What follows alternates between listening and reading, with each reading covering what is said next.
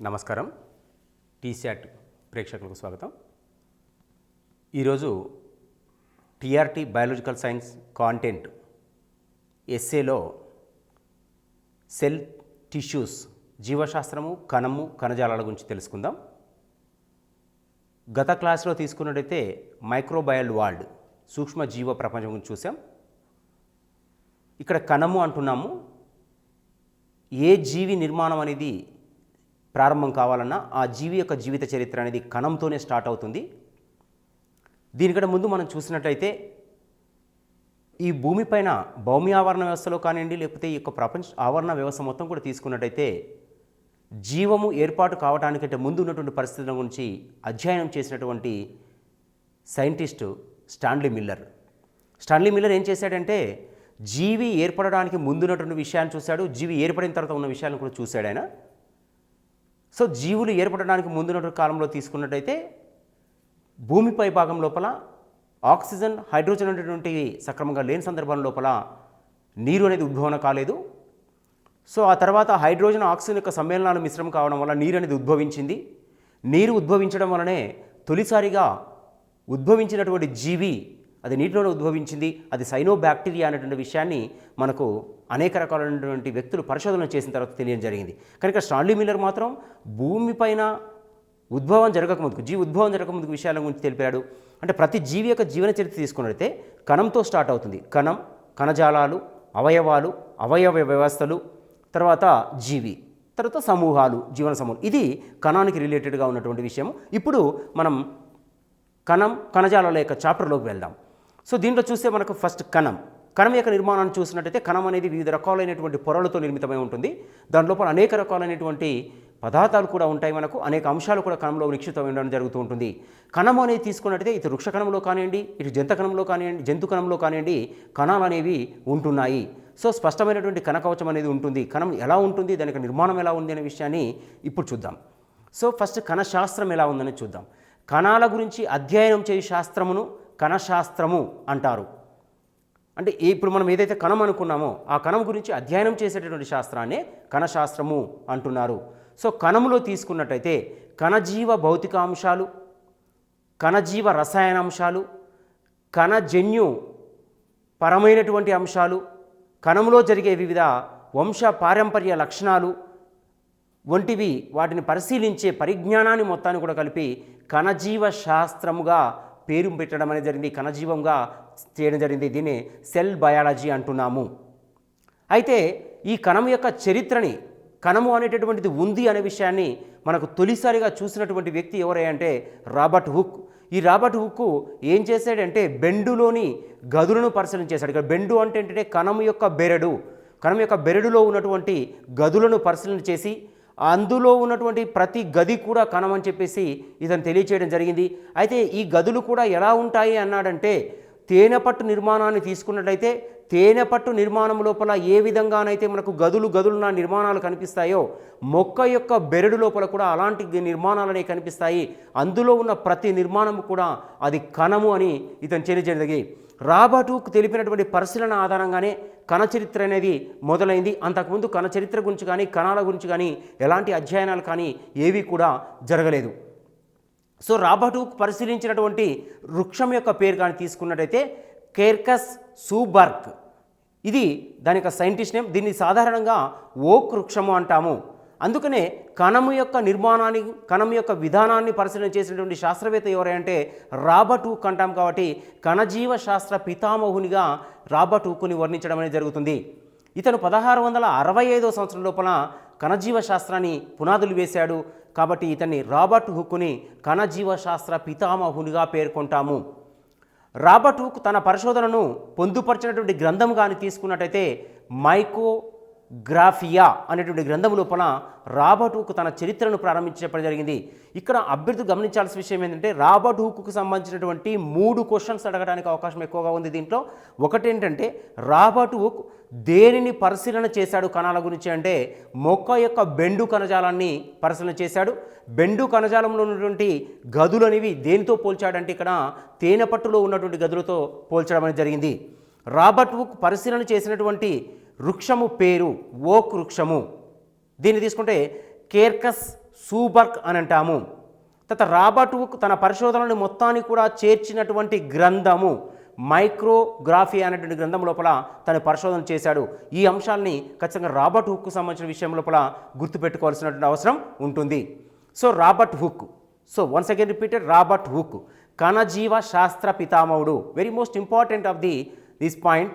Robert Hooke అనగానే 1665 సంవత్సరంలో కణజీవ శాస్త్రాన్ని కనుగొన్నారు కాబట్టి దీన్ని కణజీవ శాస్త్ర పితామహునిగా మనం వర్ణిస్తాము. కణములోని జిగట పదార్థాలను మొదటిసారిగా గుర్తించినటువంటి వారు ఎవరంటే కార్టీ పాంటానాలు గుర్తించారు. 1772 సంవత్సరంలో గుర్తించారు. వీళ్ళు ఇద్దరు కూడా డచ్కి చెందినటువంటి వ్యక్తులు. కణములోని జిగట పదార్థానికి సార్కోడ్ అని నామకరణం చేసినటువంటి వారు ఎవరంటే డుజర్దిన్ అనేటటువంటి వ్యక్తి సార్కోడ్ అని నామకరణం చెందినది. అంటే కణములో ఉన్న జిగట పదార్థాన్ని కనుక్కున్న వాళ్ళు ఎవరంటే కార్టీనా పాంటానాలు. కణములో ఉన్నట్టు జిగట పదార్థానికి ఆ పేరును సార్కోడ్ అనే పేరు పెట్టింది ఎవరంటే డుజర్దిన్. జీవ పదార్థం యొక్క మొదటి నామం కూడా తీసుకున్నట్టయితే సార్కోడ్.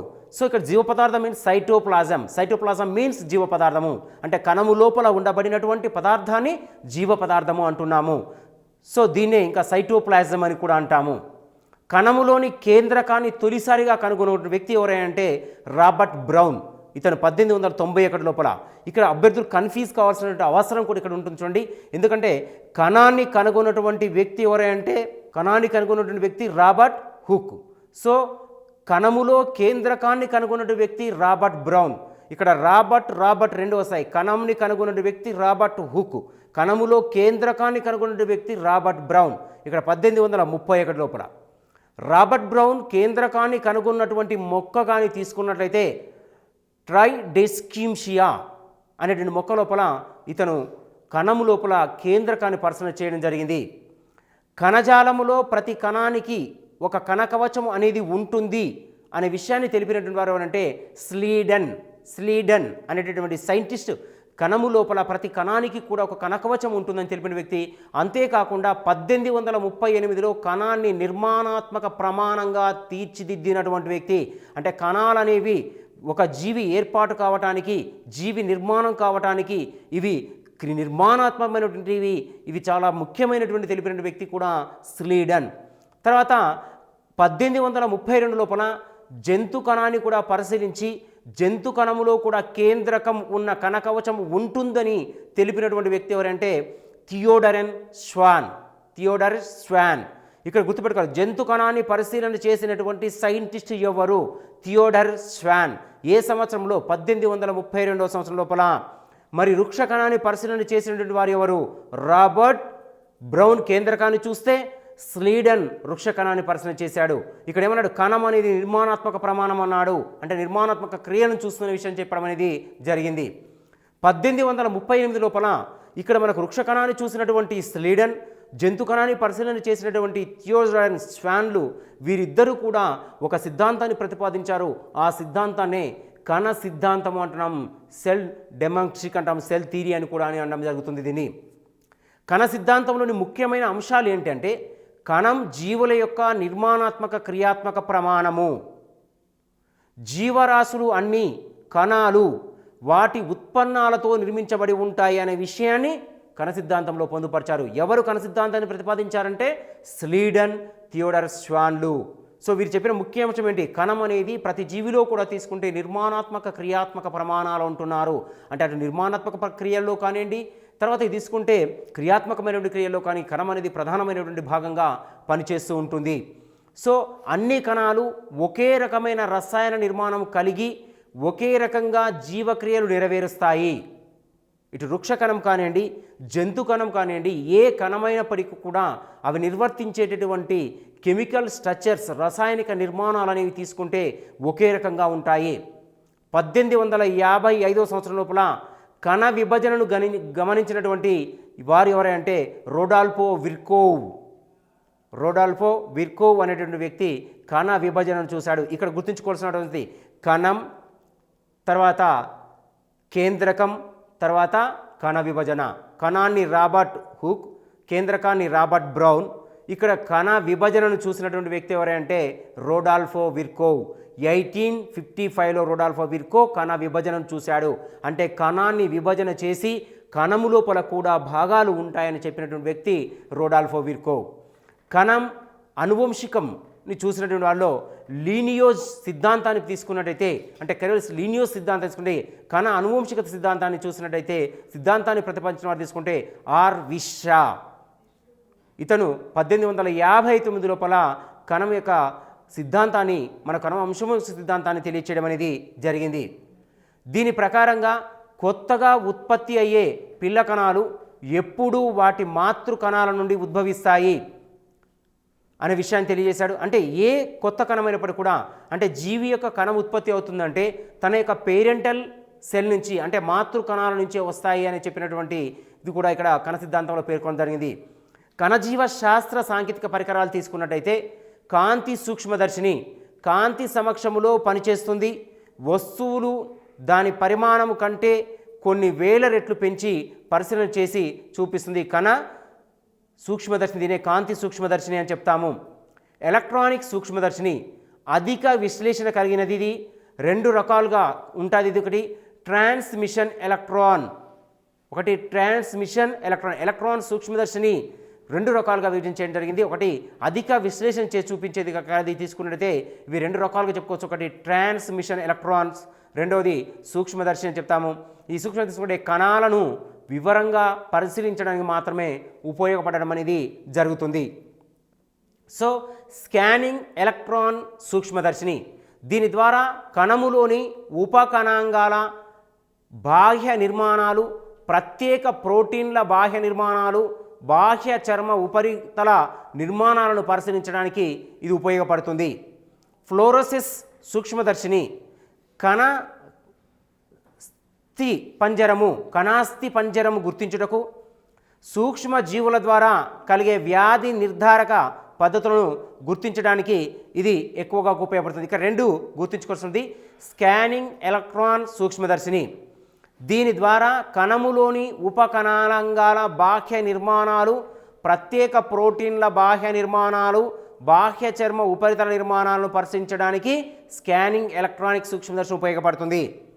ఫ్లోరోసిస్ సూక్ష్మదర్శిని కణాస్థిపంజరము అంటే కణములో ఉండబడినటువంటి అస్థిపంజరం కణాస్థిపంజరం అంటాము.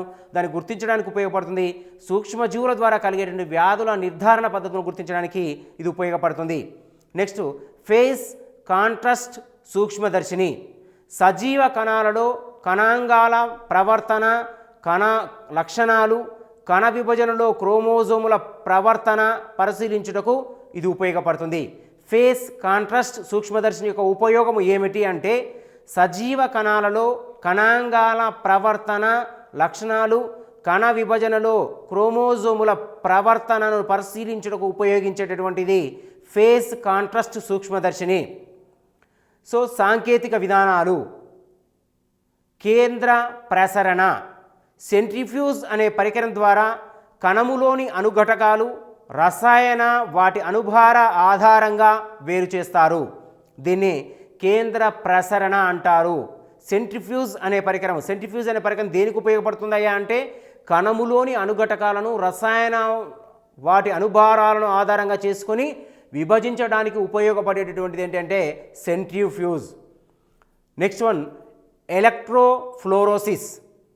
దీనిలో కణములోనికి విద్యుత్తును ప్రవేశపెట్టి కణములోని స్థూల అణువులను వేరు చేయడానికి దీన్ని ఉపయోగిస్తారు. ఎలక్ట్రోఫ్లోరోసిస్ అంటే ఏమిటి అంటే కణములోనికి విద్యుత్తును ప్రవేశపెట్టి కణములో ఉన్నటువంటి స్థూల అణువులను వేరు చేయడానికి ఉపయోగించేటటువంటి మిషన్ని ఎలక్ట్రోఫ్లోరోసిస్ అంటాము. తర్వాత కేంద్రక పూర్వ కణము, బ్యాక్టీరియా కణము. కేంద్రక పూర్వ కణము దీన్ని ప్రోకేరియట్ సెల్ అంటారు. కేంద్రక పూర్వకణము, కేంద్రక పూర్వకణానికి ఉదాహరణ ఏంటంటే మనం చూసినట్లయితే బ్యాక్టీరియా కణం. బ్యాక్టీరియా కణాలలో కేంద్రకము లేకపోవడం వలన కేంద్రక పూర్వకణము లేదా ప్రోకేట్ సెల్ అంటారు. ఈ కణమును కలిగిన జీవులను ప్రాకేరియట్స్ లేదా కేంద్రక పూర్వ కణ జీవులు అని తెలపడం జరుగుతుంది. ఒకటే గుర్తుపెట్టుకోవాలి, కేంద్రక పూర్వ కణము అంటే ఏంటంటే కేంద్రకము లేనటువంటి జీవులు. ఉదాహరణకు తీసుకుంటే బ్యాక్టీరియా కణము. బ్యాక్టీరియా కణం లోపల ఎలాంటి కేంద్రకం అనేది ఉండదు. కేంద్రకము లేనటువంటి జీవులను ఏమంటాం? ప్రోకేరియట్ జీవులు అంటారు. సో కేంద్రకం ఉన్నటువంటి వాటి విషయాన్ని కూడా చూద్దాం. సో ఇక్కడ బ్యాక్టీరియా కణం. సో బ్యాక్టీరియా యొక్క కణాన్ని కానీ పర్సెంటేజ్ చూస్తే చూడండి, ఇక్కడ బ్యాక్టీరియా కణం మనకు స్పష్టంగా కనిపిస్తూ ఉంటుంది. బ్యాక్టీరియా యొక్క నిర్మాణం కనిపిస్తుంది. ఇక్కడ ఈ బ్యాక్టీరియా నిర్మాణం కణకవచం అనేది కనిపిస్తుంది. ఇక్కడ మనకు పిలి కనిపిస్తుంది, కషాబాలు కనిపిస్తున్నాయి. సో దీంట్లో ఎక్కడ కూడా కేంద్రకం అనేది మనకు లేదు. కాబట్టి బ్యాక్టీరియా కణం ఏంటంటే కేంద్రకం లేకపోవడం కాబట్టి దీన్ని మనం ఏమంటాం అంటే ప్రోకారియోట్ అంటాము. ప్రో అంటే ఇక్కడ లేకపోవడము. తర్వాత బ్యాక్టీరియా కణం చుట్టూ మందమైన కణకవచం ఉంటుంది. చూడండి, బ్యాక్టీరియా యొక్క కణకవచం చుట్టూ తీసుకుంటే ఇక్కడ మనకు మందమైనటువంటి కణకవచం అనేది కనిపిస్తుంది. ఈ మందమైనటువంటి మందమైనదనే కణకవచము అంటాము. ఇది సెల్యులోజ్ కానటువంటి పిండి పదార్థ నిర్మితము. బ్యాక్టీరియాలో ఉన్నటువంటి కణకవచం సెల్యులోజ్ నిర్మితమే అంటాము, కానీ దానిలో పిండి పదార్థం సెల్యులోజ్ కానటువంటి పిండి పదార్థ నిర్మితం అనే విషయాన్ని గుర్తుంచుకోవాలి. దాని కింద ప్లాస్మా పొర ఉంటుంది. కణము లోపల జీవ పదార్థము మరియు రైబోజోములు కూడా ఉంటాయి. చూడండి, ఇక్కడ నిర్మాణం కనిపిస్తూ ఉంటుంది మనకు. ఈ నిర్మాణం యొక్క కణం లోపల తీసుకుంటే మనకు ప్లాస్మా త్వచం ఉంటుంది. ప్లాస్మా త్వచం యొక్క లోపలి భాగంలో తీసుకుంటే మిగిలిన భాగాలన్నీ కూడా మనకు కనిపిస్తూ ఉంటాయి. సో మరి అంతేకాకుండా జీవ పదార్థం ఉంటుంది. దాని కింద ప్లాస్మా పొరంలో కణం లోపల జీవ పదార్థం ఉంటుంది. జీవ పదార్థంతో పాటుగా రైబోజోములు కూడా ఉంటాయి. అంతేకాకుండా కణాంగాలు ఏమీ ఉండవు దీంట్లో. అంటే కణాంగాలు అంటే ఏంటంటే ఎలాంటి కణాంగ భాగాలు అనేవి బ్యాక్టీరియా కణం లోపల ఉండవు. పొడవుగా చుట్టలు చుట్టుకున్న వర్తులాకార డిఎన్ఏ జన్యు పదార్థముగా వ్యవహరిస్తుంది. ఇక్కడ మనకు తీసుకున్నట్టు చూడండి, నిర్దిష్టమైన కేంద్రకం లేని ప్రోకేరియట్ కణానికి ఉదాహరణ తీసుకుంటే బ్యాక్టీరియా కణం చెప్తున్నాము. సో ఇక్కడ పొడవుగా డిఎన్ఏ బ్యాక్టీరియా కణం లోపల పొడవుగా చుట్టలు చుట్టుకున్న వర్తులాకార ఏ పదార్థము ఉంటుంది అని క్వశ్చన్ అడగడానికి అవకాశం ఎక్కువగా ఉంటుంది. పొడవుగా చుట్టలు చుట్టుకున్న వర్తులాకార జన్యు పదార్థము ఉన్నటువంటిది ఏ కణము? బ్యాక్టీరియా కణము. దీంట్లో ఏ పదార్థం ఉంది? జన్యు పదార్థం ఉంది. డిఎన్ఏ జన్యు పదార్థం ఉంటుంది.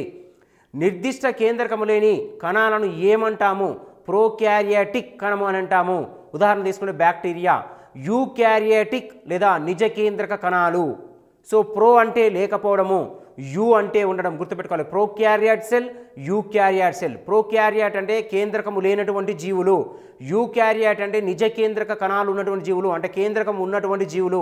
ఉదాహరణ తీసుకున్నట్టయితే శైవలాలు, శిలీంధ్రాలు, మొక్కలు, జంతువులు ఇవన్నీ కూడా నిజ కేంద్రక కణాన్ని కలిగి ఉన్నటువంటి జీవులు. నిజ కేంద్రక కణ నిర్మాణం ఎలా ఉంటుంది చూద్దాం. నిజ కేంద్రక కణ నిర్మాణం తీసుకుంటే దీంట్లో జంతు కణాన్ని ఉదాహరణగా తీసుకోవచ్చు మనము. ఆకారంలోనూ పరిమాణంలోనూ నిజ కేంద్రక కణాలు అనేకమైన తేడాలను చూపుతాయి. ఏకకణ జీవుల పరిమాణము సుమారుగా 1 ఉంటుంది. బహుకణ జీవుల్లో కణ పరిమాణము సుమారుగా తీసుకుంటే పెద్దదిగానే ఉంటుంది. ఇది చాలా పెద్దగా సంఖ్య లోపల కనిపిస్తూ ఉంటుంది. నిజ కేంద్రక కణము అనగానే గుర్తుపెట్టుకోవాల్సిన అభ్యర్థులు యూకారియాట్ సెల్. యు అంటే కణములో కేంద్రకము ఉండడము. ప్రోకారియాట్ అంటే కణములో కేంద్రకం లేకపోవడము. అక్కడ బ్యాక్టీరియా కణం ఉదాహరణ, ఇక్కడ జంతు కణాలు ఉదాహరణగా తీసుకుంటున్నాము. బహుకణ జీవులలో ఉండే అతిపెద్ద కణము ఏ జీవిలో ఉందంటే ఉష్ణ పక్షి యొక్క పిండ కణము. ఇది సుమారుగా తీసుకుంటే 15 నుంచి 20 సెంటీమీటర్ల వ్యాసాన్ని కలిగి ఉంటుంది. ఇది ఇంపార్టెంట్ బిట్గా చూస్తూ అతిపెద్ద కణము ఉన్నటువంటి జీవి బహుకణ జీవులలో ఉష్ణ పక్షి యొక్క పిండ కణము. ఉష్ణ పక్షి యొక్క పిండ కణం అనేది బహుకణ జీవుల్లో ఎలా ఉంటుంది? అతిపెద్ద పిండ కణంగా చెప్పుకోవచ్చును. ఇది ఎంత పరిమాణంలో ఉంటుంది? 15 నుంచి 20 సెంటీమీటర్ల పరిమాణంలో ఉంటుందనే విషయాన్ని ఇక్కడ గమనించాలి. తర్వాత చూడండి, anatomy of an animal cell యొక్క జంతు కణం యొక్క నిర్మాణాన్ని తీసుకొచ్చుండి. జంతు కణంలో మనకు తీసుకుంటే న్యూక్లియస్ కనిపిస్తుంది, కేంద్రకం కనిపిస్తుంది. కేంద్రకంతో పాటుగా తీసుకుంటే న్యూక్లియస్ కనిపిస్తుంది, ఎండోప్లాజ్మిక్ రెటిక్యులం కనిపిస్తుంది, గాల్జీ బాడీ కనిపిస్తుంది, సెంట్రోమియర్ కనిపిస్తుంది, మైట్రోకాండియాలు కనిపిస్తున్నాయి, సెల్ వాల్ అంటే కణ కవచం కనిపిస్తుంది. నెక్స్ట్ తీసుకుంటున్నట్టే లైసోజోమ్స్, మైక్రోస్కోకాండియాలు, సెల్ మెంబ్రైన్ కణత్వచము, తర్వాత సైటోప్లాజం, రైబోప్లాజోమ్స్ ఇవన్నీ కూడా కణం లోపల ఉన్నటువంటి భాగాలు. కణం యొక్క నిర్మాణాన్ని చూస్తే మనకు కనిపించేటటువంటి భాగాలు ఇవి. సో బహుకణ జీవులలో కణ ఆకారంలో వైవిధ్యం అనేది ఉంటుంది. ఉదాహరణకు తీసుకుంటే గుండ్రంగా కానీ, నక్షత్రాకారంగా కానీ, స్తంభాకారంగా కానీ, కండే ఆకారంలో కానీ కీలితాలు కలిగిన, అంటే కీలితం అంటే ఏంటంటే నాడీకణం, జస్ట్ లైక్ నాడీకణం మొదలైనవన్నీ కూడా మనం ఉదాహరణగా చెప్పుకోవచ్చును.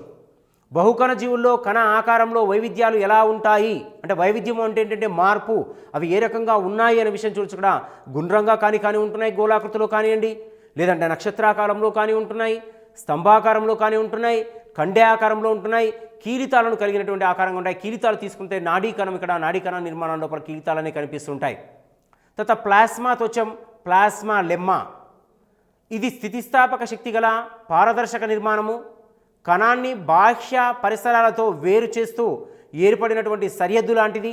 ఇక్కడ మనం ఒకసారి కణాన్ని కానీ మనం పరిశీలన చేసి చూసి చూడండి, ఇక్కడ మనకు ప్లాస్మా మెంబ్రైన్ ఉంది. ప్లాస్మా మెంబ్రైన్ యొక్క లోపలి భాగంలో తీసుకుంటే మనకు ఈ నిర్మాణం అనేది మనకు స్పష్టంగా కనిపిస్తూ ఉంటుంది, ప్లాస్మా త్వచం. అందుకే ఇదేంటంటే స్థితిస్థాపక శక్తి గల పారదర్శక నిర్మాణం అంటున్నాము. కణాన్ని బాహ్య పరిసరాలతో వేరు చేస్తూ ఏర్పడిన సరిహద్దు, అంటే బాహ్యంగా ఉన్నటువంటి నిర్మాణాన్ని, లోపల ఉన్న నిర్మాణాన్ని కణం లోపల వేరు చేస్తూ చూపించేటటువంటి పొర ఏమిటి అని క్వశ్చన్ అడగడానికి అవకాశం ఉంది. ప్లాస్మా త్వచం గుర్తుపెట్టుకోవాలి. ప్లాస్మా త్వచం అనేది కణాన్ని బాహ్య నిర్మాణాన్ని, అంతర నిర్మాణాన్ని వేరు చేస్తున్న పొర ప్లాస్మా లెమ్మా. రెండు పొరలతో ఏర్పడిన ఒక పొర ప్లాస్మిడ్లు, ప్రోటీన్లచే ఏర్పడిన ఇది కొన్ని పదార్థాలను మాత్రమే లోపలికి అనుమతించడం వలన దీనిని వర్ణాత్మక ప్రవేశశీలత గల త్వచంగా వర్ణిస్తారు. ఇది బాహ్య పదార్థాలను అంతర్గ్రహణమును జరిపి లోపలికి తీసుకుంటుంది. ఇక్కడ కణం యొక్క నిర్మాణంలో చూసినట్టయితే రెండు పొరలతో ఏర్పడినటువంటి ఒక పొర ఫాస్ఫోలిపిడ్లతో ఉంటుంది, ప్రోటీన్లచే ఏర్పడి ఉంటుంది. ఇది కొన్ని పదార్థాలను మాత్రమే లోపలికి వెళ్ళనిస్తుంది. ఒకవేళ ఏదైనా పదార్థం లోపలికి వెళ్ళాలి అంటే అనుమతి తీసుకోవాలి, అది వర్ణాత్మక ప్రవేశశీలత గల త్వచముగా ఏర్పడి అప్పుడు మాత్రమే అంతర్గ్రహణం ద్వారా ఆ పదార్థాలు లోపలికి వెళ్ళడం అనేది జరుగుతుంది. సో అంతర్గ్రహణము ఇది రెండు విధాలుగా జరుగుతుంది. ఒకటి ఏంటంటే ఫైగోనైటిసిస్, కణ విభజన అంటాం, లేదా దీన్ని కణ భక్షణ అంటారు, కణ భక్షణ. రెండవది ఫైనోటోసిస్, కణపానము, కణపానం అంటే తీసుకోవటము. తర్వాత కణ ద్రవ్యము, కణ త్వచములో ఆవరించబడిన విషయ జాతీయ కొల్లాయిడ్స్లో పదార్థంతో ఏర్పడుతూ ఉంటుంది. దీన్నే కణద్రవ్యము అంటాము. ఈ కణద్రవ్యము అనేది దీన్ని సైటోప్లాజం అని కూడా అంటాము. కణద్రవ్యములో 70 నుంచి 80% నీరు అనేది ఉంటుంది. దీనిలో స్థూల రసాయన మూలకాలు, ప్రోటీనులు, కేంద్రక ఆమ్లాలు, అమైనో ఆమ్లాలు, పిండి పదార్థాలు, క్రొవ్వులు, వివిధ ఆయానులు, తక్కువ శాతంలో విటమిన్లు అనేవి దీని లోపల కణద్రవ్యం లోపల ఉండడం అనేది జరుగుతుంది. ఇక్కడ క్వశ్చన్ ఎలా అడుగుతాడంటే కణద్రవ్యములో ఉండబడినటువంటి పదార్థాలు ఏమిటి అని క్వశ్చన్ అడుగుతాడు. కణద్రవ్యములో ఉండబడినటువంటి పదార్థాలు ఏంటంటే ఇక్కడ కణద్రవ్యంలో పదార్థాలు కేంద్రకామ్లము, అమైనో ఆమ్లాలు, ప్రోటీన్లు, పిండి పదార్థాలు, క్రొవ్వులు, ఆయాన్లన్నీ కూడా కణద్రవ్యం లోపల ఉంటాయి. సుమారుగా కణద్రవ్యంలో ఉన్న నీటి శాతం ఎంత అని క్వశ్చన్ అడగడానికి అవకాశం ఉంది. 70 నుంచి 80% అనే విషయాన్ని గుర్తుపెట్టుకోవాలి. ఇది సైటోసాల్ అనే ద్రవరూప మూల పదార్థము లేదా స్థాయి పదార్థాన్ని కలిగి ఉంటుందనే విషయాన్ని గుర్తించాలి. కణద్రవ్యము ఈ మాత్రికలో అనేక విధులు నిర్వర్తించే ఎన్నో రకాల సూక్ష్మాంగాలు తేలుతూ ఉంటాయి. కణద్రవ్యం యొక్క నిర్మాణంలో తీసుకుంటే కణద్రవ్యంలో అనేక పదార్థాలు అనేవి తేలియాడుతూ ఉంటాయి. ఆ తేలియాడేటువంటి పదార్థాలు అనేవి కణానికి ఏదైతే కావాలో అది తీసుకోవడానికి ఉపయుక్తంగా ఉండడం అనేది జరుగుతుంది. సెంట్రోసోమ్ ఇది కణములో ఏర్పడిన గోళాకార ప్రాంతము కాబట్టి కణ త్వచముతో ఆవరించబడిన నిర్మాణము కాదు ఇది. దీనిలో ఒక జత స్తూపాకార తారావత్ కేంద్రకాలు, ఒక దానిలో మరొకటి లంబకోణంలో అమర్చబడి ఉండడం అనేది జరుగుతుంది. తారావత్ కేంద్రకాలు అంటే ఏంటంటే కంటి యొక్క పొర లోపల డైఫామ్ ఏదే విధంగా అయితే ఉంటుందో ఆ విధంగా సెంట్రోసోమ్లో కూడా తారావత్ కేంద్రకాలు అంటే వచ్చినటువంటి అంశాన్ని గుర్తించడానికి, వచ్చే అంశాన్ని చూడటానికి ఇది ఉపయోగపడడం కోసం ఉపయోగపడుతుంది. సెంట్రోసోమ్ లోపల కణ విభజన సమయంలో విభజన కండే అనే నిర్మాణానికి అవసరమైన సూక్ష్మ నాళికలను రూపొందిస్తుంది. సెంట్రోసోమ్ యొక్క ముఖ్యమైన విధి ఏమిటి అనేది అడగడానికి ప్రశ్న చూడండి. సెంట్రోసోమ్ యొక్క ముఖ్యమైన విధి ఏంటంటే కణ విభజన సమయం లోపల విభజన కండే అనే నిర్మాణానికి అవసరమైన సూక్ష్మ నాళికలను ఏర్పరచడానికి సెంట్రోసోమ్ ఉపయోగపడుతుంది. జంతు కణాలలో మాత్రమే ఈ నిర్మాణం ఉంటుంది, వృక్ష కణాల్లో ఈ నిర్మాణం అనేది ఉండదు. కండే విభజన లేదా విభజన కండే దేనిలో ఉంటుంది? సెంట్రోసోములో ఉంటుంది. అంటే సెంట్రోసోమ్ ఏం చేస్తుంటే కణాన్ని విభజన చేయడం కోసం ఉపయోగపడడం అనేది జరుగుతుంది. కైనటోసోములు వీటి ఆధార కణికలు అని కూడా అంటారు, ఆధార కణికలు అంటారు వీటిని. ఇవి శైలికామయ మరియు కణ భయయుత కణాలలో కణద్రవ్యం యొక్క పరిధీయ ప్రాంతంలో కషాభాల శైలికల మూల భాగంలో ఉంటాయి. వీటి నుంచి కషాభాలు శైలికలు అనేవి ఏర్పడతాయి. కైనటోసోములు దేనికి ఉపయోగపడుతున్నాయి అంటే ఇవి శైలికామయ కణాలు ఏర్పడడానికి ఉపయోగపడుతున్నాయి, కణద్రవ్యం యొక్క పరిధిని ఏర్పాటు చేస్తున్నాయి, కషాభాల యొక్క శైలికల నిర్మాణాన్ని చూపుతున్నాయి, మూల భాగంలో కూడా ఇవి ఉండడం అనేది జరుగుతుంది. కషాభాల శైలికలు ఏర్పాటులో తోడ్పడింటే కైనటోసోములు అని గుర్తుంచుకోవాలి. ఇవి కషాభాలు శైలికల కదలికలను ఆరంభించుకుంటే కాకుండా వాటిని అదుపులో కూడా ఉంచుతాయి. ఈ యొక్క కైనటోసోములు అనేవి ఏం చేస్తున్నాయంటే కషాభాలు శైలికల కదలికలను ఆరంభించే కంటే కాకుండా వాటిని అదుపులో ఉంచడం కూడా, వాటిని కంట్రోలేషన్ చేయడంలో కూడా ఈ కైనటోసోములు అనేవి ఉపయోగపడడం అనేది జరుగుతుంది. మైటోకాండ్రియాలని కణము లోపల కణశక్తి భాండాగారాలు అంటారు, లేదా వీటిని power house of the cell. Power అంటే శక్తి, హౌస్ అంటే ఇల్లు, పవర్ ఆఫ్ ది సెల్ అంటే కణము. జీవి లోపల ఇది శక్తిని ఉత్పత్తి చేసేటటువంటి కణాంగ భాగాలను మైటోకాండ్రియాలు అంటారు. ఇంకా వీటిని కణశక్తి భాండాగారాలు అంటారు. ఇవి కణము లోపల ఎలా ఉంటాయి మైటోకాండ్రియాలు అంటే చూసినట్టయితే పోగుల వలె కానివ్వండి, లేదా గోళాకృతిలో కానివ్వండి, టెన్నిస్ బ్యాట్ ఆకారంలో కానివ్వండి, లేదంటే కానీ తీసుకుంటే ద్విపుటాకారంగా కానీ ఇవి కణం లోపల మైటోకాండ్రియాలు అనేవి ఉంటాయి. ఇవి పిండి పదార్థాలను, క్రొవ్వు ఆమ్లాలను ఆక్సీకరణం చేసి శక్తిని విడుదల చేస్తాయి. కాబట్టి వీటిని మైటోకాండ్రియాలను కణములోని శక్తి భాండాగారాలు అంటున్నారని విషయం గుర్తుపెట్టుకోవాలి. మైటోకాండ్రియా నిర్మాణము తీసుకుంటే ఒకటేమో గుండ్రంగా ఉంటుంది, రెండు పోగుల వలె ఉంటుంది, మూడోది తీసుకుంటే టెన్నిస్ బ్యాట్ ఆకారంలో ఉంటుంది, నాలుగోది ద్విపుటాకారంగా అంటే తీసుకున్నట్టయితే మనకు తీసుకున్న ఒక బ్యాక్టీరియా నిర్మాణం ఏ విధంగా కనిపిస్తుందో ఆ రకంగా ఇవి కనిపించడం అనేది జరుగుతుంది. మైటోకాండ్రియా నిర్మాణం చూస్తుంటే మనకు స్పష్టంగా ఇక్కడ మైటోకాండ్రియా యొక్క నిర్మాణం అనేది స్ట్రక్చర్ కనిపిస్తుంది. ఈ లోపల ఉన్నటువంటి ముడతల భాగాన్ని మ్యాట్రిక్స్ అంటారు. సో ఇది బాహ్య త్వచం, ఔటర్ మెంబ్రైన్, దాని తర్వాత లోపల ఉన్న మొత్తం కూడా inner membrane. So this is A mitochondria, structure of mitochondria నిర్మాణం లోపల ఉన్న ఈ యొక్క చుక్కల నిర్మాణం అని ఏమంటామంటే వీటిని మనం గుండ్రటి గోళాకారపు వృత్తాలు అని అంటాము. ఇవి మనకు మైటోకాండ్రియా లోపల మనకు కనిపించే నిర్మాణాలుగా తీసుకోవచ్చు. వీటి లోపల మాత్రిక రెండు త్వచాలతో కప్పబడి ఉంటుంది. కొంచెం మైటోకాండ్రియా యొక్క స్ట్రక్చర్ నిర్మాణం చూడండి. ఇక్కడ మనకు మ్యాట్రిక్స్ తీసుకున్నట్టయితే మైటోకాండ్రియా యొక్క నిర్మాణంలో మ్యాట్రిక్స్ తీసుకుంటే మనకు రెండు త్వచాలు కనిపిస్తున్నాయి. బయట త్వచము, లోపల త్వచాన్ని ఆవరించి ఉన్నదాన్ని మ్యాట్రిక్స్ అంటున్నాము. బాహ్య త్వచం లోపల ఎలాంటి ముడతలని లేవు, నునుపుగా ఉంటుంది. లోపల త్వచలో తీసుకుంటే మాత్రం మన నునుపులను కనిపిస్తాయి. ఆ నునుపుని మనం ఈ నిర్మాణాన్ని మనం ఏమంటామంటే ఈ నిర్మాణాన్ని మాత్రిక అని చెప్పడం అనేది జరుగుతుంది, మ్యాట్రిక్స్ అంటాము. సో కొద్దిగా డిఎన్ఏ పదార్థము, రైబోజోములు కూడా మైటోకాండ్రియా లోపల ఉంటాయి. తర్వాత లైసోసోములు ఒకే త్వచం కలిగిన గుండ్రటి నిర్మాణాలు ఆహార పదార్థాలు జీర్ణం కావడానికి తోడ్పాటు అందిస్తాయి. వీటిలో పిండి పదార్థాలు, ప్రోటీన్లు, కేంద్రక ఆమ్లాలను విచ్ఛిన్నం చేసే ఎంజైమ్లు ఉంటాయి. వీటిని యాసిడ్ హైడ్రోలేసులు అని అంటారు. యాసిడ్ హైడ్రోలేసులు అని వేటిని అంటారంటే లైసోసోములు అంటారు. లైసోసోములు ఇంకా ఏమంటారంటే వీటిని సుసైడల్ బ్యాగ్స్ అని కూడా అంటారు. వీటిని లైసోసోములని అంటే కణము లోపల స్వయం విచ్చిత్తి సంచులు అని అంటారు. వీటిని లైసోసోములని. ఒకే ఒక త్వచాన్ని కలిగి ఉంటాయి. లైసోసోములు గుండ్రంగా ఉంటాయి. ఆహార పదార్థాలు జీర్ణం కావడంలో ఉపయోగపడతాయి. పిండి పదార్థాలను, ప్రోటీన్లను, కేంద్రక ఆమ్లాలను జీర్ణం చేసే ఎంజైమ్లు అనేవి దేనిలో ఉంటాయి అంటే లైసోసోమ్లో ఉంటాయి. అందుకే లైసోసోమ్లు ఏమంటున్నారు అంటే యాసిడ్ హైడ్రోలేసులు అని అంటారు వీటిని. తర్వాత this is a lysosome, structure of lysosome ఇది మనకు ముందర కనిపిస్తున్న నిర్మాణం తీసుకుంటే లైసోసోమ్ నిర్మాణంలో తీసుకుంటే మనకు స్పష్టమైనటువంటి నిర్మాణం కనిపిస్తున్న లైసోసోమ్ అనేది మనకు కనిపిస్తూ ఉంటుంది. మనకు లైసోసోమ్ నిర్మాణం తీసుకుంటే త్వచంతో కలిగిన నిర్మాణం కనిపిస్తుంది, గుండ్రంగా కానీ ఉంటాయి. ఇవి ఈ రకంగా మనకు లైసోసోమిక నిర్మాణం అనేది మనకు కనిపిస్తూ ఉంటుంది. తర్వాత కొన్ని వ్యాధులలో లైసోసోములు విచ్ఛిన్నమై కణ వినాశనానికి దారితీస్తాయి. కావున వీటిని స్వయం విచ్చిత్తి సంచులు అంటారని ఇంతకుముందు చెప్పాను. స్వయం విచ్చిత్తి సంచులు, సుసైడల్ బ్యాగ్స్ అంటే వ్యాధులు, కణానికి వ్యాధులు కలిగేసేది ఏమైనా వచ్చినట్టయితే ఆ కణం లోపల చొరబడినట్టయితే దానిని మొత్తము కూడా నాశనం చేసేయడం లోపల ఇవి ఉపయోగపడతాయి. కాబట్టి వీటిని స్వయం విచ్ఛిత్తి సంచులు లేదా సుసైడల్ బ్యాగ్స్ అని అంటారు. ఇవి కణాంతర జీర్ణక్రియ నిర్వహించేటప్పుడు బహురూప కణతను ప్రదర్శిస్తాయి. కణాంతర జీవక్రియ నిర్వచించేటప్పుడు బహురూపకత అంటే ఒకటి కంటే ఎక్కువ రూపాలను ప్రదర్శించడం అనేది జరుగుతూ ఉంటుంది లైసోజోములు. సో రైబోజోములు త్వచరహిత గోళాకార లేదా హృదయాకార నిర్మాణాలు.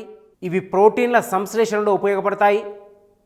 వీటిని కణం యొక్క వర్క్ బీమ్స్ అంటారు. బీమ్స్ అంటారు. అంటే ఇక్కడ నుంచి చూడండి, ఇవి త్వచరహితంగా ఉంటాయి, గోళాకారం లేదా హృదయాకారంలో ఉంటాయి. అంటే గుండ్రంగా కానీ మనకు కనిపిస్తూ ఉంటాయి, లేదంటే కానీ హృదయాకారం లోపల ఈ విధంగా మనకు కనిపిస్తుండడం అనేది జరుగుతుంది. సో ఈ రకంగా మనకు కనిపించేటివి ఇవి ఏంటంటే రైబోసోములు. ఇవి హృదయాకారంలో కానీ లేదా గోళాకృతిలో కనిపిస్తుంటాయి స్పష్టంగా. ఈ నిర్మాణాలు దేనికి ఉపయోగపడతాయి అంటే ఇవి ప్రోటీన్ల సంశ్లేషణలో ఉపయోగపడతాయి. ఇక్కడ ఇంపార్టెంట్ ఇష్యూ ఏంటంటే రైబోసోముల యొక్క ముఖ్యమైన విధి ఏమిటి అని అంటే ప్రోటీన్ల సంశ్లేషణ ఉపయోగపడుతుందనే విషయం చెప్పాలి. కణములో రైబోసోముల యొక్క ముఖ్య విధి ప్రోటీన్ల సంశ్లేషణలో ఉపయోగపడతాయి. వీటిని కణం యొక్క వర్క్ బేమ్స్ అంటారు. బేమ్స్ మీన్స్ వర్క్ షీట్స్ అని కూడా వీటిని చెప్పడం జరుగుతుంది. ఇవి కణాన్ని వర్క్లో పని చేయించడం లోపల రైబోజోమ్స్ అనేవి ప్రధానంగా ఉపయోగపడడం అనేది జరుగుతుంది. దిస్ ఇస్ ద రైబోజోమ్ యొక్క స్ట్రక్చర్. రైబోజోమ్ తీసుకుంటే అమైనో యాసిడ్ అనేది ఇక్కడ అమైనో యాసిడ్ యొక్క పొరాన్ని మనకు స్పష్టంగా కనిపిస్తూ ఉంటుంది. తర్వాత టీఆర్ఎన్ఏ ఉంటుంది, దీంట్లోపల ఎంఆర్ఎన్ఏ ఉంటుంది. తర్వాత రైబోజోమ్స్ అనే స్మాల్ స్ట్రక్చర్ నిర్మాణం కలిగి ఉంటాయి. రైబోజోమ్స్ లెడ్జ్ సబ్మిట్ అని కలిగి ఉంటాయి. ఇవి అనోమియన్ కలిగి ఉంటాయి. ఇవి మొత్తం కూడా గ్రోతింగ్ ఏర్పడడానికి ఉపయోగపడుతుంది. ఇది రైబోజోమ్ యొక్క స్ట్రక్చర్ యొక్క నిర్మాణంగా తీసుకోవచ్చును. సో ఇవి ఆర్ఎన్ఏ మరియు ప్రోటీన్ల వల్ల ఏర్పడతాయి. రైబోజోమ్ తీసుకుంటే ఆర్ఎన్ఏ మరియు ప్రోటీన్ల వల్ల ఏర్పడతాయి. అంటే రైబో న్యూక్లిక్ ఆమ్లం, ఆర్ఎన్ఏ మీన్స్ రైబో న్యూక్లిక్ ఆమ్లం, డిఎన్ఏ అంటే డిఆక్సీ రైబో న్యూక్లిక్ ఆమ్లం అని చెప్తాము. తర్వాత ఇవి స్వేచ్ఛగా లేదా పులుపుగా అంటే పాలిజోమ్స్ స్వేచ్ఛగా లేదా బహుకణితంగా అంటాం.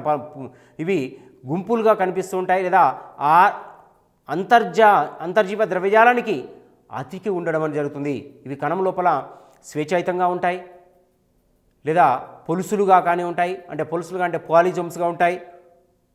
లేదంటే అంతర్జీవ ద్రవ్యజాలానికి అంటుకొని అంటే ఏదైనా ఒక ఆధారాన్ని ఇలా అంటిపెట్టుకొని ఉండడానికి ఇవి ఉపయోగపడడం అనేది జరుగుతూ ఉంటుంది. అంతర్జీవ ద్రవ్యజాలం ఎండోప్లాజం రెటిక్యులం అంటారు. దీన్ని ఎండోప్లాజం రెటిక్యులం అంటారు. ఈఆర్ అంటాం. దీనికి ఏమంటామంటే ఈఆర్ క్యాపిటల్ ఆర్ ఈఆర్ అంటాం. ER means endoplasmic reticulum. ఇవి కణం అంతటా ఉండే నాళాల వంటి నిర్మాణాలు. వీటి లోపల ఉన్న కుహరమును ల్యూమెన్ అంటారు. రైబోజోములను కలిగి ఉన్న వాటిని గరుకు అంతర్జీవ ద్రవ్యజాలము అని, లేని వాటిని నునుపు అంతర్జీవ ద్రవ్యజాలం అని చెప్పడం అనేది జరుగుతుంది. రైబోజోమ్లో ఉన్నట్లయితే దాన్ని గరుకు అంతర్జీవ ద్రవ్యాలమి, లేకపోతే దాన్ని నునుపు అంతర్జీవ ద్రవ్యం అంటారు. గరుకు అంతర్జీవ ద్రవ్యజాలము ప్రోటీన్ల సంశ్లేషణలోను, నునుపు అంతర్జీవ ద్రవ్యాలను తీసుకుంటే లిపిడ్ల సంశ్లేషణలో ఉపయోగపడుతుంది. This is a very most important bit. గరుకు అంతర్జీవ ద్రవ్యజాలము వేటిని సంశ్లేషణం చేస్తుంది? ప్రోటీన్ల సంశ్లేషణ ఉపయోగపడుతుంది. నునుపు అంతర్జీవ ద్రవ్యజాలం దేనిలో ఉపయోగపడుతుంది అంటే లిపిడ్ల యొక్క సంశ్లేషణలో ఉపయోగపడుతుంది. So next one Golgi సంక్లిష్టము.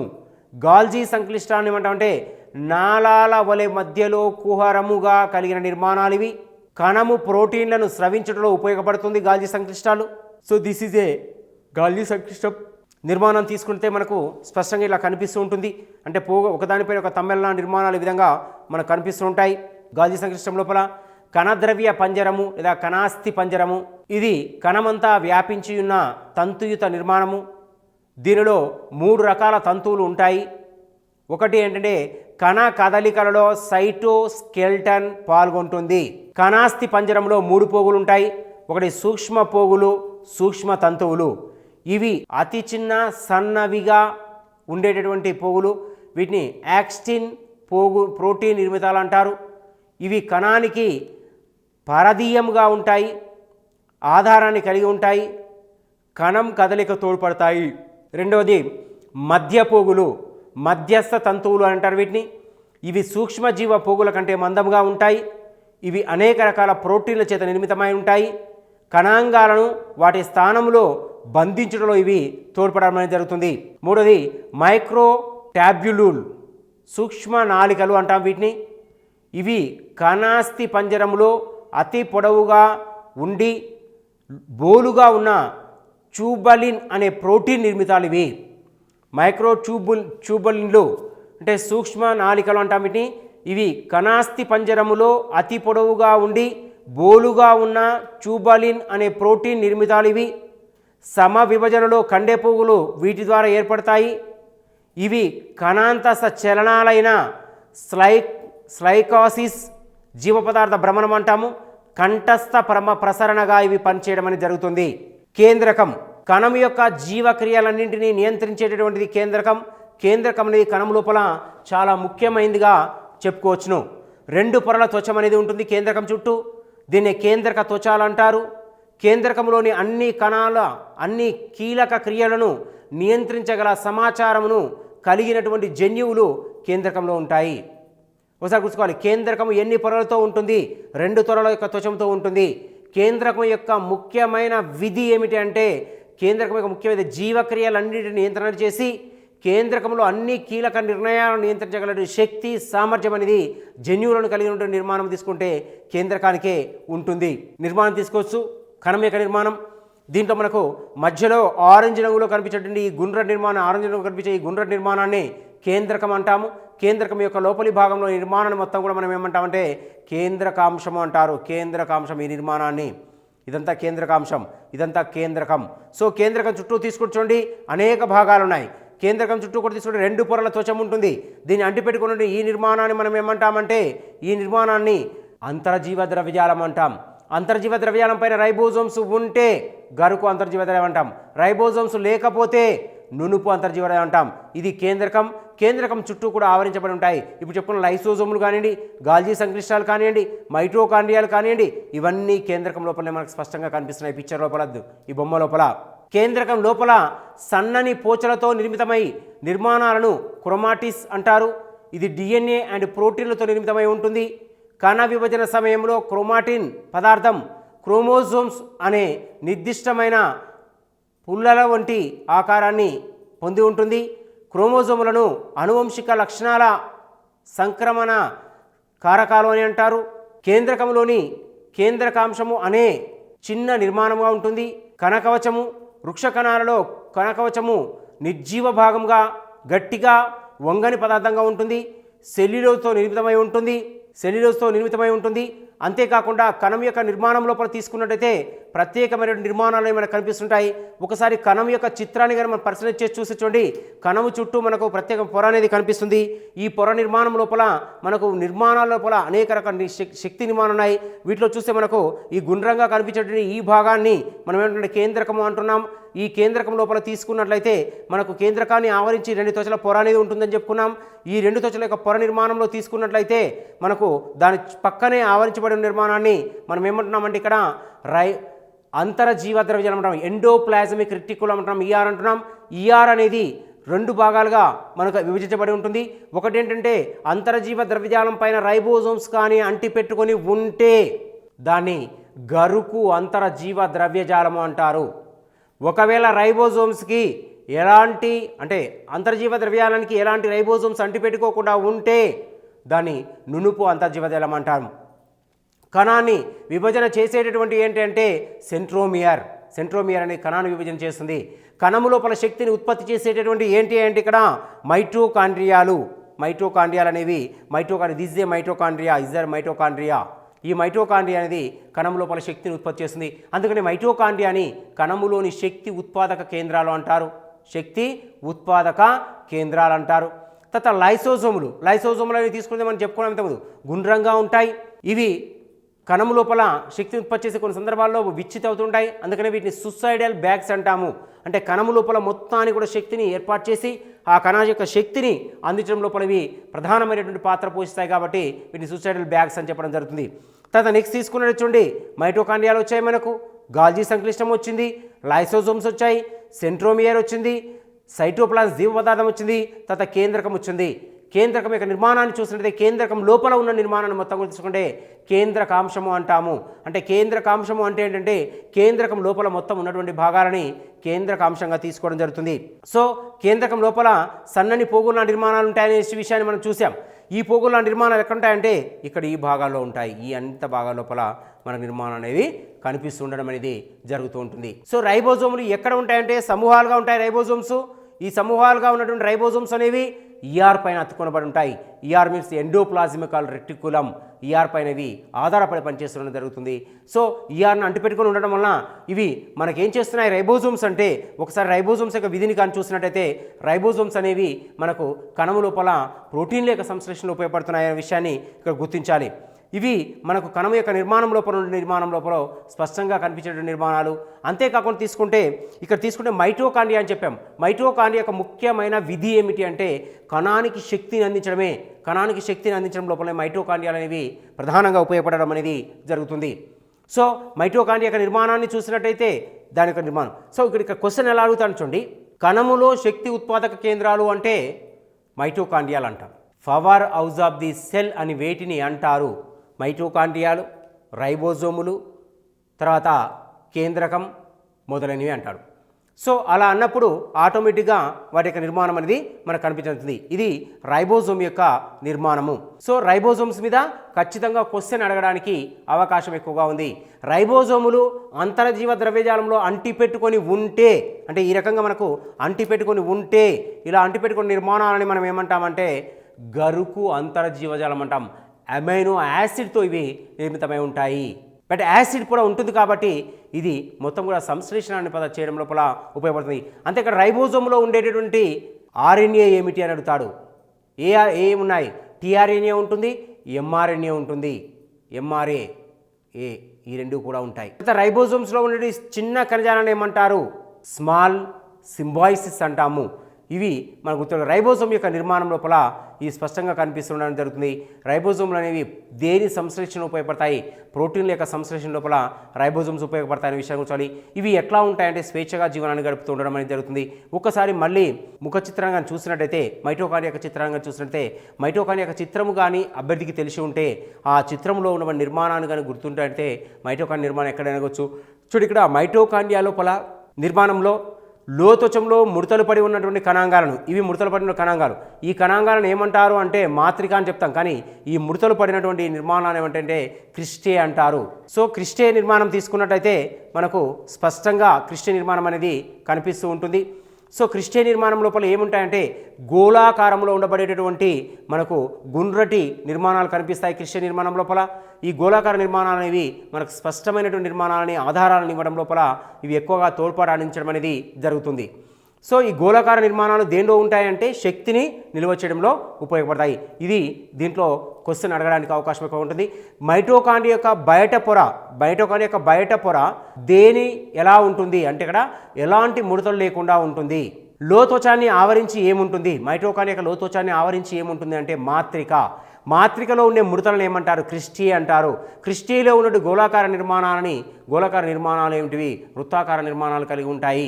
ఇవి మైటోకాండ్రియా యొక్క ప్రమాణాలను తెలియజేయడం లోపల ఉపయోగపడుతుందనే విషయాన్ని ఇక్కడ గుర్తుంచుకోవచ్చు. తర్వాత ఈ సెంట్రోమియర్ ఉంది. సెంట్రోమియర్ దేనికి ఉపయోగపడుతుందంటే కణ విభజనలో ఉపయోగపడుతుంది.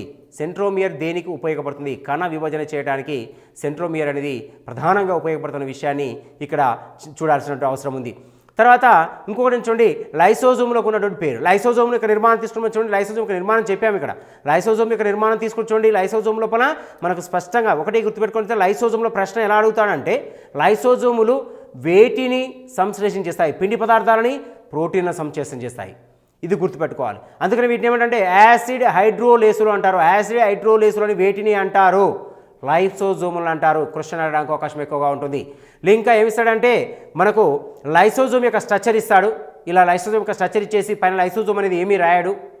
ఎగ్జాంపుల్గా ఇవ్వడానికి ఆస్కారం ఉంటుంది. ఏంటంటే ఇప్పుడున్న సిచ్యువేషన్ లోపల ఇచ్చేసేసి దాని లోపల మనకు ఉన్నటువంటి ఈ స్ట్రక్చర్ని తీసుకొని దీన్ని ఏమంటారంటే ఇది ఏమిటిది అని అడుగుతాడు. ఇక్కడ ఈ పార్ట్ చూపిస్తాడు, బయటకి ఇచ్చేసి పైన లైసోజోమ్ అనే హెడ్డింగ్ ఏమి ఉండదు, చుట్టూ కూడా ఏముండదు. ఈ ఒక్కదాని నుంచి బయటికి తీసుకొచ్చేసి ఈ పార్ట్ పేరు ఏమిటి అంటారు. మీకు కనిపిస్తున్న చిత్రంలో ఆ పార్ట్ పేరు అంటారు ఎంజైమ్ కాంప్లెక్స్.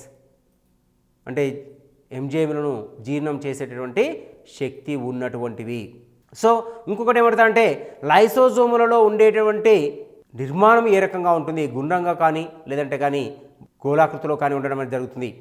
సో లైసోజోములు అనేవి వ్యాధికారక క్రిములను తీసుకుంటాయి, తీసుకొని ఆ వ్యాధికారక క్రిములను పట్టుకొని నాశనం చేస్తాయి. కాబట్టి లైసోజోములు ఏమంటామంటే స్వయం విచ్చిత్తి సంచులు. ఇక్కడ చూడండి, స్వయం విచ్చిత్తి సంచులు, వీటిని స్వయం సుసైడల్ బ్యాగ్స్ అంటారు. ఒకవేళ లైసోజోమ్కి ఏదైనా జీవికి ఏదైనా ఇబ్బంది కలుగుతున్నట్టయితే లైసోజోమ్స్ అనేవి ఫస్ట్ నశించిపోతాయి. ఎందుకంటే అవి నశించంటే అది ఆటోమేటిక్గా మిగతా కణాంగాల భాగాలు అయిపోతాయి. కాబట్టి అది ఈ క్వశ్చన్ కూడా అడగడానికి ఎక్కువగా అవకాశం ఉంది. తర్వాత ఇంకొక క్వశ్చన్ ఏంటంటే అడగడానికి అవకాశం ఉండే క్వశ్చన్ తీసుకున్నట్టయితే మనకు డయాగ్రామ్ ఇస్తాడు. ఇక్కడ కూడా ఒక క్వశ్చన్ చూడండి, కణద్రవ్యంలో 70 నుంచి 80% వరకు ఏమి ఉంటుందంటే నీరు ఉంటుందనే విషయాన్ని చెప్పాలి. ఇది పిండి పదార్థాలను తయారు చేస్తుంది, క్రొవ్వులను తయారు చేయడంలో ఉపయోగపడుతుంది. తర్వాత నెక్స్ట్ తీసుకున్నట్టయితే anatomy of and animal cell యొక్క నిర్మాణం తీసుకుంటే యానిమల్ సెల్ యొక్క కనిపించే నిర్మాణాలను కూడా మనం ఇక్కడ గమనించుకోవాల్సిన అవసరం ఉంది. ఈ రెండు నిర్మాణాల లోపల మనకు ఎలాంటి భేద సారూప్యాలు అనేటువంటి స్పష్టంగా చూసుకోవాల్సినటువంటి అవసరం అనేది మనకుంది. లైసోజోమ్స్ యొక్క నిర్మాణంతో పాటుగా రైబోజోమ్స్, తర్వాత నెక్స్ట్ తీసుకుంటే అంతర్జీవ ద్రవ్యజాలం, గాల్జీ సంక్లిష్టం, తర్వాత తీసుకుంటే మైటోకాండ్రియా అని చెప్పి గాలి సంక్లిష్ట నిర్మాణం చూసుకుంటే మనకి ఇక్కడ ఈ రకంగా మన గాల్జీ సంక్లిష్టాలు అనేవి కనిపిస్తున్నాయి. సో ఈ గాలి సంక్లిష్టాల లోపల కనిపించే ఈ నిర్మాణాలు అనేవి మొక్కకు అనేక రకాలుగా ఉపయోగపడడం జరుగుతుంది, జంతువులు కూడా ఉపయోగపడడం అనేది జరుగుతుంది. కణాంతస్థమైన స్థితిస్థాపకమైనటువంటి ప్రోగులు ఉంటాయి. కేంద్రకం అనేది స్పష్టంగా కనిపిస్తుంది. కాబట్టి ఇవి కేంద్రక పూర్వ జీవులుగానే చెప్పడానికి ఆస్కారం ఎక్కువగా ఉంటుంది. అంటే కణానికి శక్తిని అందించేటువంటి కణాంగ భాగాలు కూడా ఇక్కడ దీంట్లో ఉన్నాయి. కాబట్టి ఇది మనకు ఉపయోగపడుతుందని చెప్పవచ్చును. సో మరి ఇది కణజాలాల లోపల మనకున్నటువంటి ఫస్ట్ పార్టు. తర్వాత నెక్స్ట్ దాంట్లో తీసుకున్నట్టయితే మనకు వృక్షకణ నిర్మాణం ఎట్లా ఉంటుందని చూద్దాం. ఇప్పుడు అంతా కూడా జంతుకణ నిర్మాణం ఎలా ఉంది చూసాం. జంతుకణంలో ఉండే భాగాలు ఏంటివి, జంతుకణంలో ఏమేమి ఉన్నాయనే విషయం చూద్దాం. నెక్స్ట్ పార్ట్ లోపల వృక్షకణ నిర్మాణం ఎలా ఉంటుందో చూద్దాం. కణాన్ని మొదటిసారిగా కనుగొన్నటువంటి శాస్త్రవేత్త ఎవరు అని అడగడానికి క్వశ్చన్ ఉంటుంది.